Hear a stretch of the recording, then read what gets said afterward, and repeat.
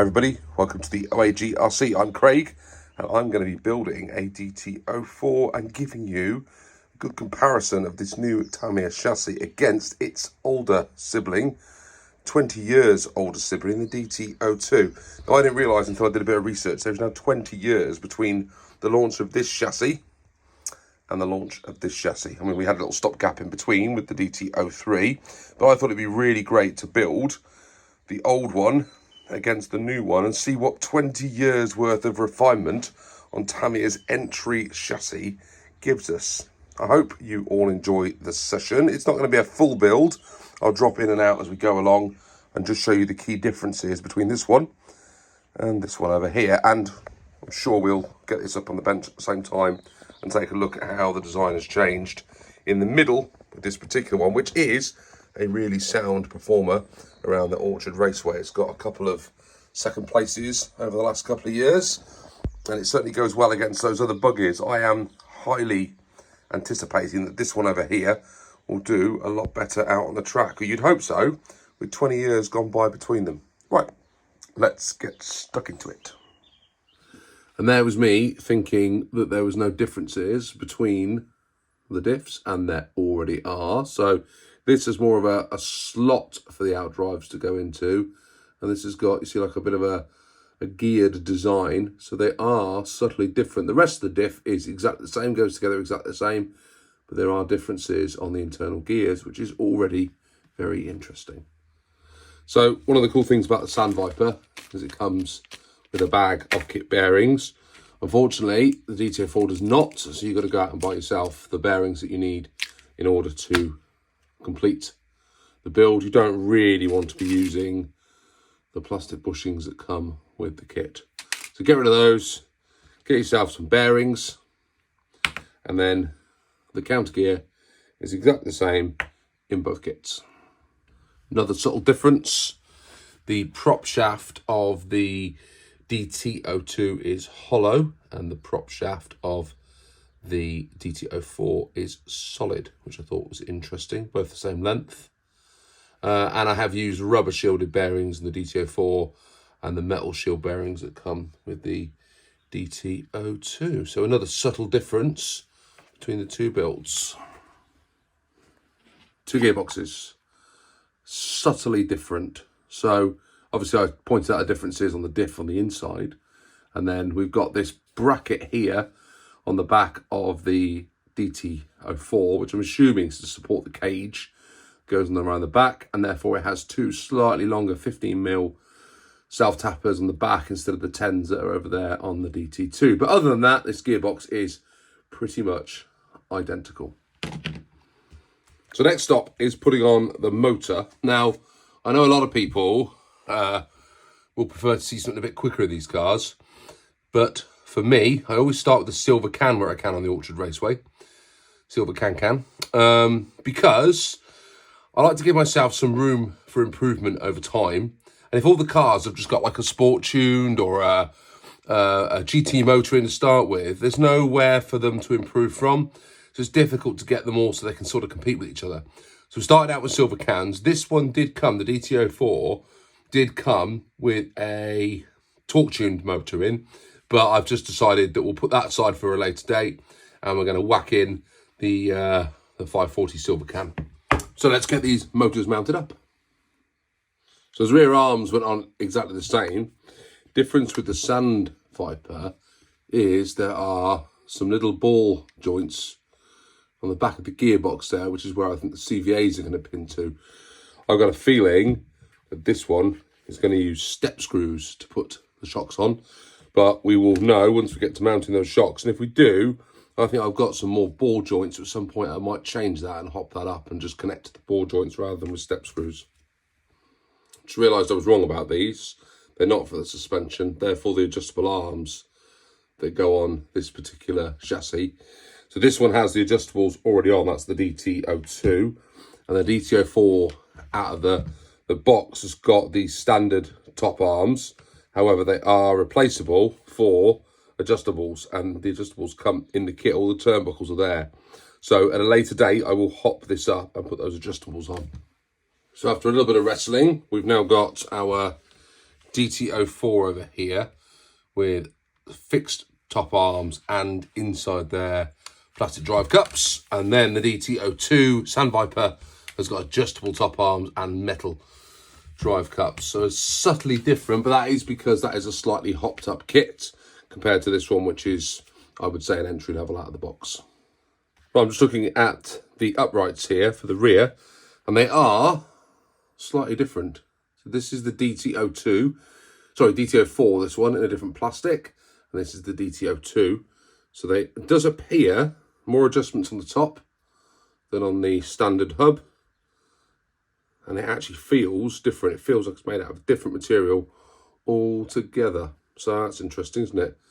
Different forming around the edge as well for a different shape. So very interesting. They feel the same. If anything, this one feels slightly heavier, but a slightly different design.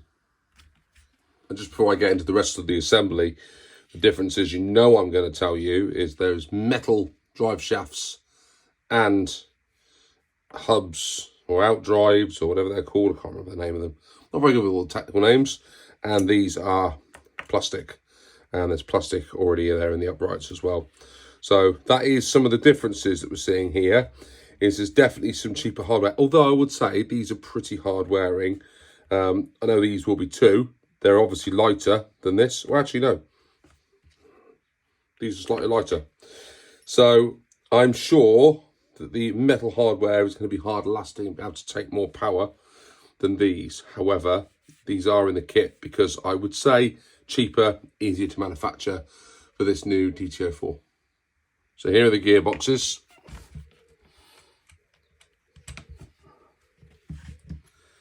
And there's so much more movement in the DT02 one because of the freedom that comes from the adjustable on the top. Now, will that matter? I don't know, maybe. Once the shocks are on, perhaps it gives it a little bit more travel. But again, we can add the adjustables to the DT04 in time. And once we do that, we can definitely compare them again against each other once we've got those adjustables on. Good. Right, that's the rear completed. Now, the DT04 is now asking me to bolt in this framework for the suspension. So I'm going to go ahead and do that now. And we'll take a look at that once it's done. So this is the rear suspension piece. I've already attached this top bracket here. And you can just see there's an awful lot of more holes and detail into here. I think this is where people saying that they think that different parts can be added to the DT04. But what I really like about, you have to attach this piece and this front brace as well. And what's really nice is they've created these little raised pieces that they slot onto. So you're not holding them, they're actually sort of attached. I was worried that with all this screwed on that it might not have the strength that it needs, but it looks like they've thought of that. So you just find the appropriate piece at the back. I think it's that one there. Yeah, and they go through and in and just holds it all together. So there we go, that bit's finished. And here's the corresponding piece from the DT02. You can see they're definitely similar. This one is different plastic again, and it does feel far more robust, heavier. This was a weak point on the DT02s. This bit of plastic at the bottom definitely looks very interesting. But if the shocks are going on the top of there as well, there's not as many shock mounting points. However, is that going to be for the shocks, or is there going to be something else on the top? I don't know yet. We'll find out very shortly. So I've jumped ahead slightly, and there was an additional piece that's bolted in or screwed in with those 4 screws on top of there. And actually now, the positioning, look, of the mounts for the suspension on the suspension stay is very, very similar. What I've noticed though with this design, over here on the DT02, that's all one piece. So this breaks, the whole thing's got to be replaced. Over here, this back plate is one piece. This piece at the top for the roll cage, this piece for the suspension, this piece to mount to the body are all separate. And they're all in there with 12mm self-tappers. So if something goes wrong, you can theoretically replace just that one piece or just this one piece. So that will mean if potentially off one parts tree, you've got 3 repairs rather than just one, which I do think is good if you're going to be racing this around young children, potentially breaking it. It's a quicker fix, a quicker repair than having to take that whole piece out. Good job, Tamiya. And we have finished the rear gearboxes. So in terms of geometry, there is hardly any difference in these two at all, other than the bits I've pointed out already. I think what I liked about putting the suspension on the DT04 is it was ball mounted at the top, and there are screw pins at the top of here and the bottom. One thing to note on the DT04 is there are some spacers down the bottom. You can see them here, which should anything happen to there, you run the risk of losing the spacer. So that's just something to be aware of. I dig the roll cage already. This is all very, very cool. And I like the modular design of these pieces versus the total fixed piece in the DT02. So that is where we've got to the rear gearboxes being complete. The DT03 manual, sorry, DT04 manual now moves us onto parts bag B. And this is the bit now where we have to decide, are we doing short wheelbase or are we doing long wheelbase? And I'm going to build this one up as a short wheelbase version because I think it will compare really well against the DT02. So what I'll do is I'll start building up the front section, and at the same time I'll build the front section, the front bulkhead of the DT02, and we can look at the differences there next. So one of the key differences in the DT04 is you get a steering linkage as opposed to just having tie rods that run off of the servo. And this one comes with 2 ball bearings that go in the front part of this steering linkage, but you don't get them to go in the other part at the front there. And I've got some separate ball bearings I'm going to pop in there in a second. But that is one of the key differences. You get a proper steering mechanism as opposed to just tie rods. And there's the whole steering link mechanism attached to the front bulkhead. And there were some extra plastic bits that went in the centre there. It's quite a neat little design. I think that's pretty good that they've put that on. I think that's really going to improve the steering movement on this particular buggy and make it pretty hard racing. And there's all ball bed in there now as well. Very good. Right, let's assemble the front upright and then we'll start working on the DT02 as well. So very similar to the rear gearbox. The front stay and the front bulkhead are separate. So you've got this bit here, and this is going to have the top arms put onto it in a minute. And that is all going to put over the top of the bulkhead. And the difference is, if I snap one of those, all I've got to do is whip that piece out, put that piece back in again. Whereas with the DT02, everything is one molded piece. So if you break the top arm, as I found out when I did the charity build, that whole piece has got to be replaced and a brand new one put in, which means you've got to buy a whole parts tree for just the one bit. And it is more of a job because you've got to take all the arms off. This one, you're going to have to take the shocks off the top arms, whip that out, put a new one in, and you're off and you're running again. It's definitely been designed to be a quicker hot swap at the track. So I have attached the modular stay to the front of the DT04, and this one has a brace across. It's the same stay that went on the back, but it has a brace across the front as well, which is quite nice. So that differs quite a bit to the DT02, which doesn't have a brace across the front, but does have 2 different positions for the shocks. But it is a bit narrower than this one. And then these are the uprights. This is the DT02, this side, nice and simple. And this one over here is what we're going to be putting onto the DT04. So it's a slightly different mechanism, kingpins at the top, whereas this one's just got a screw pin all the way through. This one doesn't feel anywhere near as free as this one, but also in there is the mounting positions for a hex to go on the front, and that's spinning and the bearings inside, whereas this wheel's going to be mounted on the bearings at the front. So that is a very different design, naturally made out of different plastics, and this feels a lot more robust.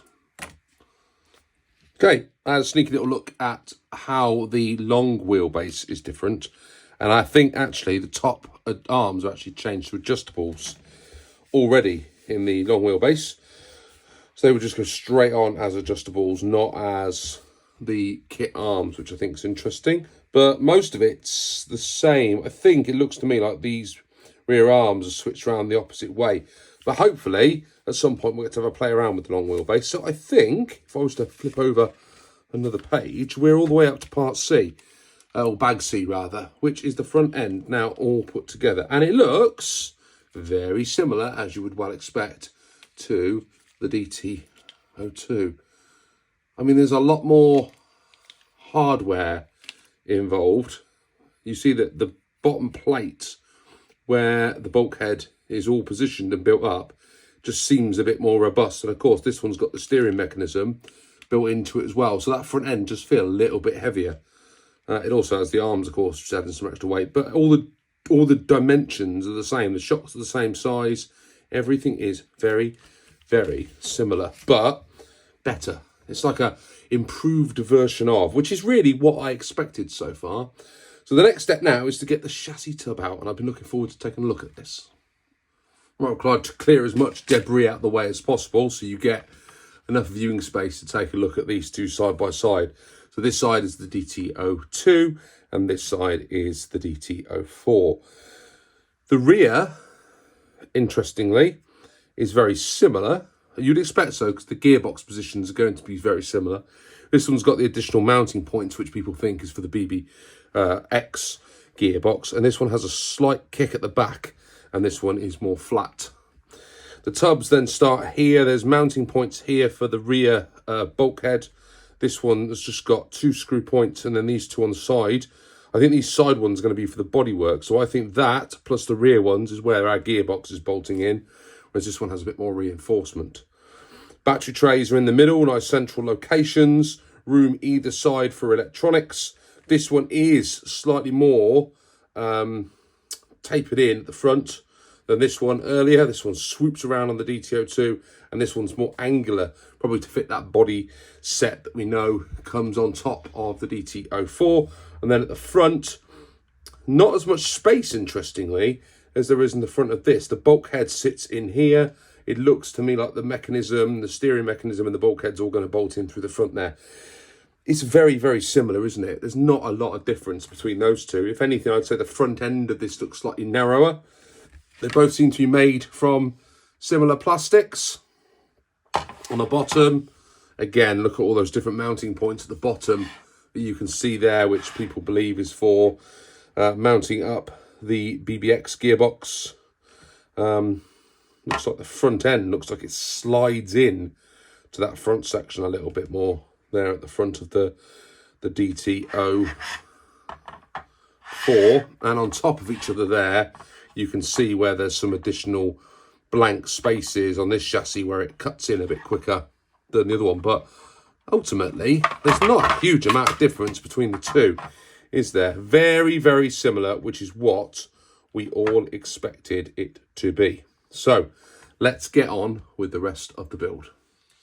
Okay, I've spent this morning putting servos into the 2 chassis tubs, and we've gone with a Power HD servo in the DT04 and a Savox SC0352 in the DT02.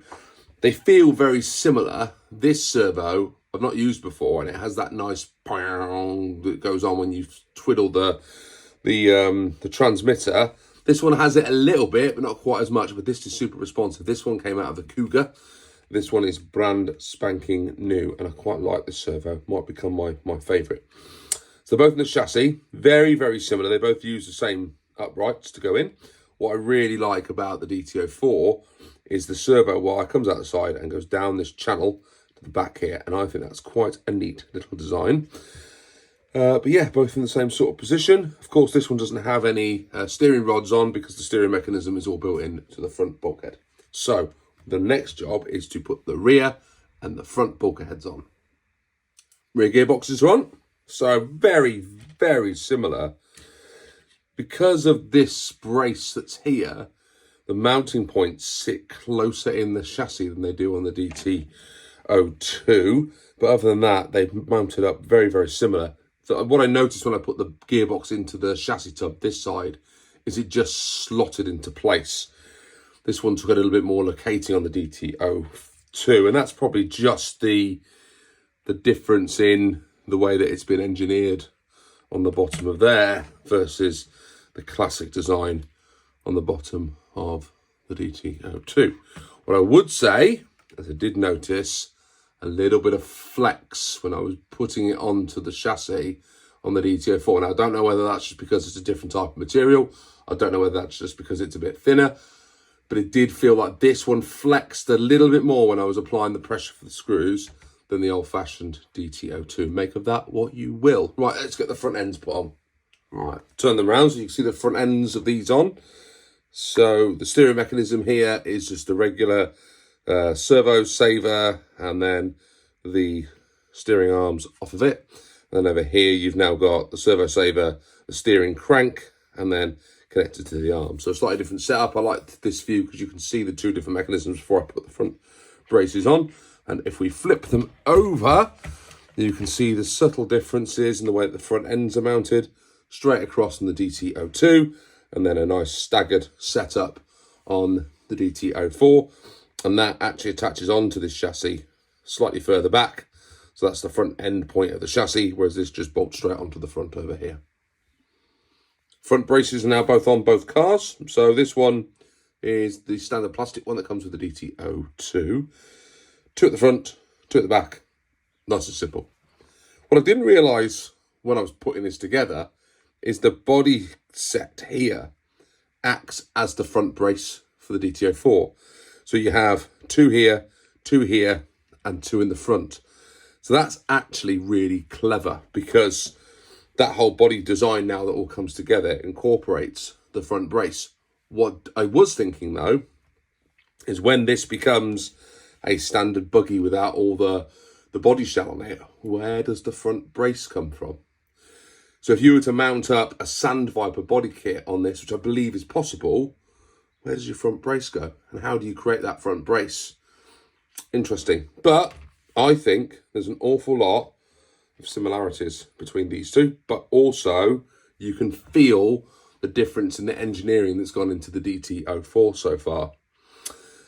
At this point, our two buggies start to get very different. I have the polycarbonate shell to put on here and the wheels to mount on the hexes.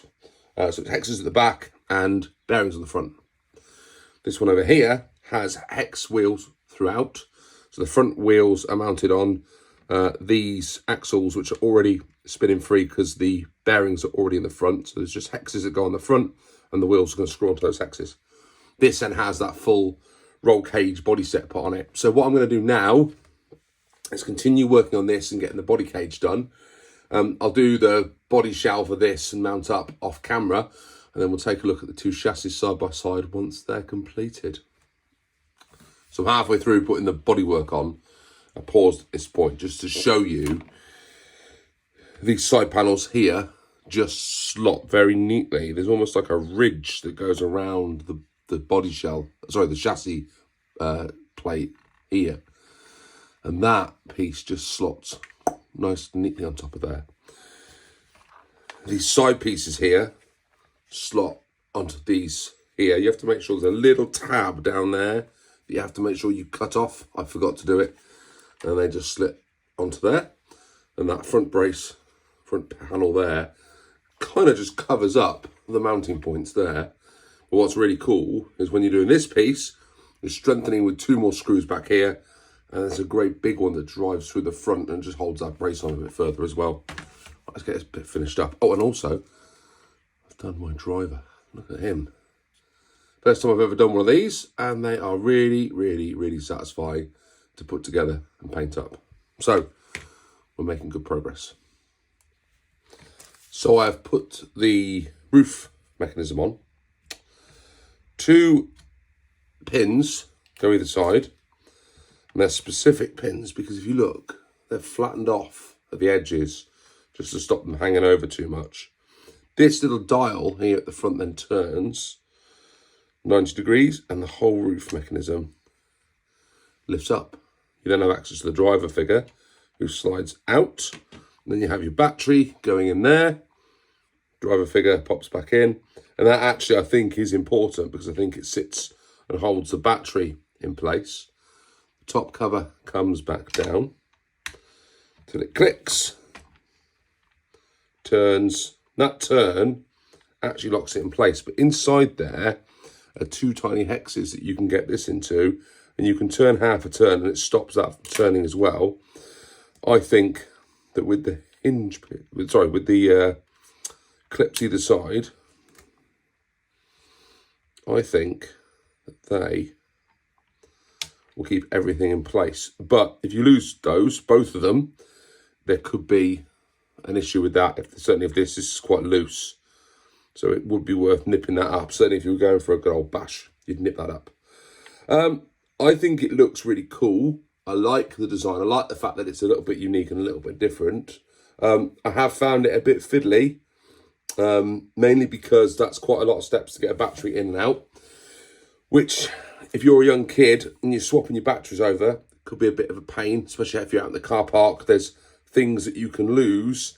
And if you've tightened up your hexes and then you suddenly need to get at it, you've got to have your hexes handy to be able to undo those. So I'm not sure what I think about that. I like the driver figure, but I don't like the driver figure has to come out when you put your battery in to put the driver figure back in again. It's just a little annoyance, I think. And I have found the fact that the electronics are underneath those body panels, if you want access to them, you've got to take those body panels off because you can't get access to them easily, which is a little bit annoying. I also don't like the fact that we still don't have Tamiya ESCs. Tamiya, please, please. I know not everybody likes them, but for those of us that are just doing Tamiya, I really like that I can mount the switch into the recess on a Tamiya, but there's no ESCs to do that with anymore. A little bit frustrating, Tamiya. Overall, it looks great. I'm going to slap the wheels on. I'm not doing the decals right now. That's going to be a this evening job back up in the house. I tend to do all my decal work up there. So just put the decals on tonight, the rest of the decals. This one's going to be in blue for the short wheelbase. Yeah, I'm going to put the rest of it together. And then we can have a look at it finished when it's ready to drive. But what I will do in a minute, put the wheels on this. I'm going to put the wheels on the DT02 chassis. I'll bring the camera down and we'll just do a little tour of both models. And there we go. We've finished. DT04, decals left to do. DT02, body shell still to paint. But both chassis have a very, very similar wheelbase. This is in the short wheelbase. It is marginally longer, marginally. Tiny, tiny, tiny, tiny, tiny millimeters in it. But as you've seen during the build, massive amounts of similarities between the two of them. They sit very, very similar in terms of their stance. Both seem to have similar ground clearance. You could argue that maybe the DT04 is marginally better. I don't even know how I show you that, but that's even possible. But marginally, I do think that is slightly higher. So, what have I learned about the new Tamiya DT04? Well, hex hardware on the front, which was very interesting. And these Tamiya star wheels have been adapted now, so there's hexes on the other side. So that was interesting. They're obviously very new.